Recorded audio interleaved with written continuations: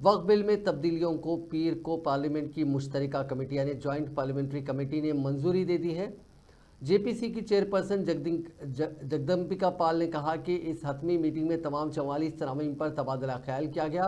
उनमें से NDA MP की 14 तजावीज़ को मंजूरी दी गई। अपोजिशन अरकान ने कुछ तजावीज़ भी पेश की, लेकिन वोटिंग के दौरान उन्हें मुस्तरद कर दिया गया।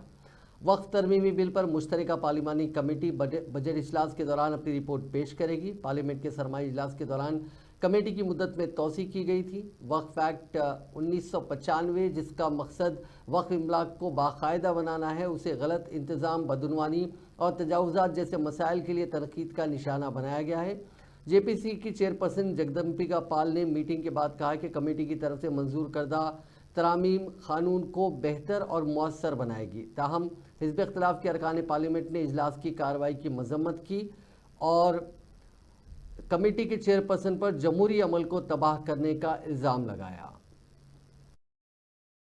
रिपोर्ट भी देखिए, जब से जेपीसी स्टार्ट हुई है, स्टेक होल्डर्स को बुलाया गया था।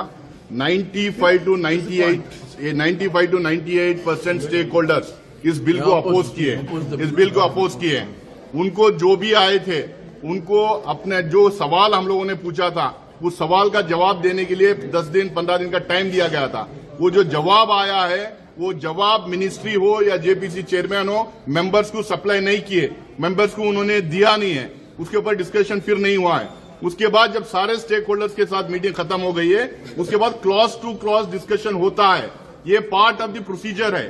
क्लॉज टू क्लॉज डिस्कशन नहीं हुआ है और जितने भी आके डिपोजिशन किए थे उसका मिनट्स दिया जाता है। वो मिनट्स हमें दिया नहीं गया है। उसके बाद में मिनिस्ट्री ऑफ माइनॉरिटी अफेयर्स जो हर मीटिंग में प्रेजेंट रहती है, वो पूरे स्टेक होल्डर्स के मीटिंग का एक रिपोर्ट बना के हमें देती है। वो रिपोर्ट दिया नहीं गया है। ऑल ऑफ ए सडन हम लोगों को 48 आवर्स टाइम दिया गया था अमेंडमेंट्स मूव करने के लिए।